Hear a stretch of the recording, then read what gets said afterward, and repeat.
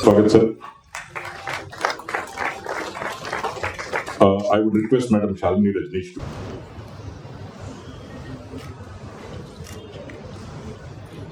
Second Commonwealth game जो England के Birmingham में होने वाले हैं,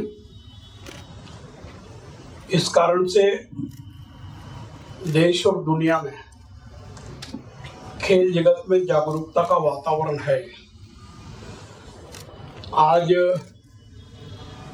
इसको लेकर के हमारे बीच में दिल्ली से चलकर के एक मशाल यात्रा आई है। यहाँ के बाद वो उड़ीसा के भुवनेश्वर जाएगी। ये हम सब लोगों के लिए खुशी की बात है। आज के इस अवसर पर कर्नाटक विधान परिषद के सभापति आदरणीय BS आदरणीय होराटी जी, वर्चुअली जुड़े कर्नाटक प्रदेश के मुख्यमंत्री आदरणीय बोम्मई साहब,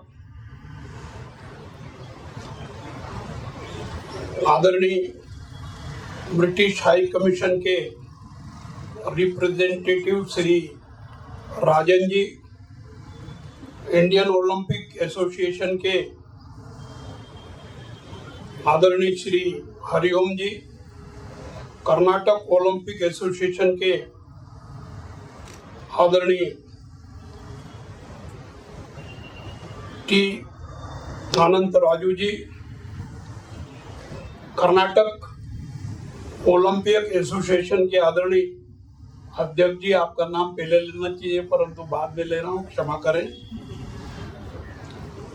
यूथ एम्पावरमेंट एंड स्पोर्ट्स विभाग के आयुक्त डॉक्टर HN गोपाल कृष्ण जी, इस विभाग की संयुक्त सचिव आदरणीय श्रीमती शालिनी रजनीश जी, सम्माननीय सभी महानुभावों, खेल प्रेमी साथियों, खिलाड़ी मित्रों, आज मकर संक्रांति का उत्सव है।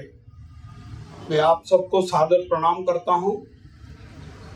मकर संक्रांति हब्बाद शुभाशय गलू। निश्चित रूप से हमारे लिए आज खुशी का दोहरा अवसर है। ये जो मशाल आ रही है, ये दुनिया के 72 देशों में आ रही है और 72 देशों में से एक हिंदुस्तान भी है। और हिंदुस्तान में भी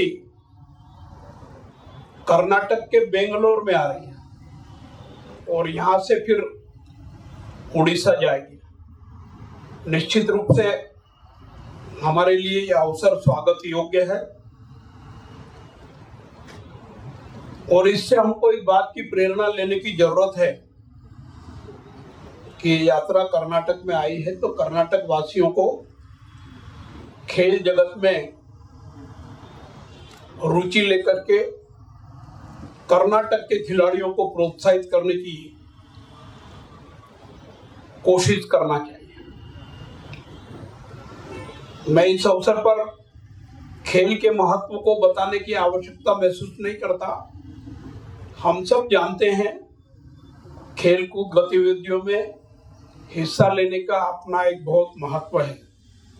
शारीरिक सुदृढ़ता आती है, समानता का भाव आता है और निश्चित रूप से मानवीय उपलब्धियां भी हासिल होती है। ये राष्ट्रमंडल खेलों का लंबे समय से अंतर्राष्ट्रीय स्तर पर आयोजन होता रहा है। भारत में भी 2010 में दिल्ली में कॉमनवेल्थ गेम हुए थे और मुझे ये कहते हुए खुशी है कि देश के खिलाड़ियों ने उस कॉमनवेल्थ गेम में बहुत अच्छा प्रदर्शन किया था और उसके कारण भारत को खेल की दृष्टि से दुनिया में पहचान मिली है।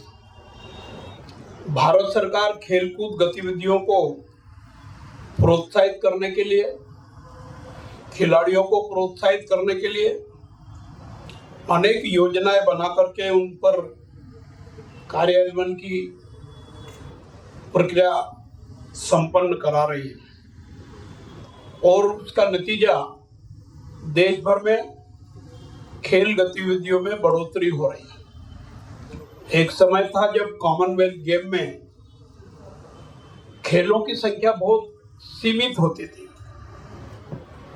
खिलाड़ियों की संख्या भी बहुत सीमित होती थी।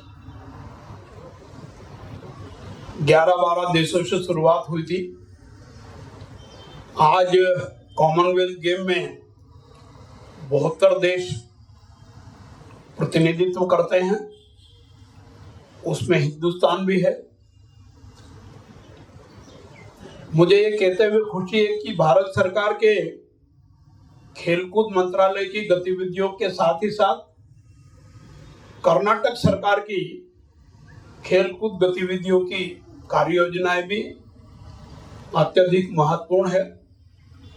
प्रदेश के मुख्यमंत्री बसवराज बोम्मई साहब और खेल मंत्री नारायण गौड़ा जी खेलकूद गतिविधियों में बहुत रुचि ले रहे हैं। बजट प्रावधान में बढ़ोतरी करने का भी उन्होंने आश्वासन दिया है, कुछ कार्रवाइयां की भी है। ओलंपिक की दृष्टि से और कॉमनवेल्थ गेम की दृष्टि से कर्नाटक में निश्चित रूप से खेलकूद गतिविधियों को बढ़ावा दिया जा रहा है और मेरी अपेक्षा भी है सरकार से कि वो खेलकूद गतिविधियों को और सक्रिय करने का प्रयास करें। अभी सिलेक्शन प्रक्रिया शुरू होने वाली है या हो गई है। कॉमनवेल्थ गेम में राष्ट्रीय टीम का चयन होगा, भिन्न भिन्न खेलों में टीम का चयन होगा और मुझे विश्वास है कि कर्नाटक के खिलाड़ी उत्कृष्ट प्रदर्शन करेंगे और अधिक से अधिक संख्या में कर्नाटक का राष्ट्रीय टीम में प्रतिनिधित्व करेंगे, कर्नाटक का और देश का नाम गौरवान्वित करेंगे। आज के इस अवसर पर मैं आप सबको मेरी हार्दिक शुभकामनाएं देता हूं और विश्वास करता हूं कि हम खेल भावना से खेल करके उत्कृष्ट प्रदर्शन करेंगे। जो मशाल को लेकर के आए हैं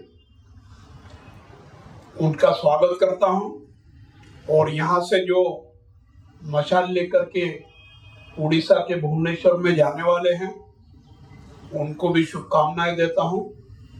आप सबको फिर से मकर संक्रांति की हार्दिक शुभकामनाएं देते हुए अपनी बात को समाप्त करता हूं।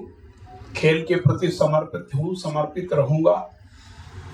थोराटी साहब ने मेरे लिए जो कुछ शुभकामनाएं दी है, मेरे प्रति जो भावनाएं व्यक्त की है, मैं उनके प्रति आभार व्यक्त करता हूं और विश्वास दिलाता हूं कि आप जैसा सोच रहे हैं उस पर और खरा उतरने की कोशिश करूंगा। धन्यवाद।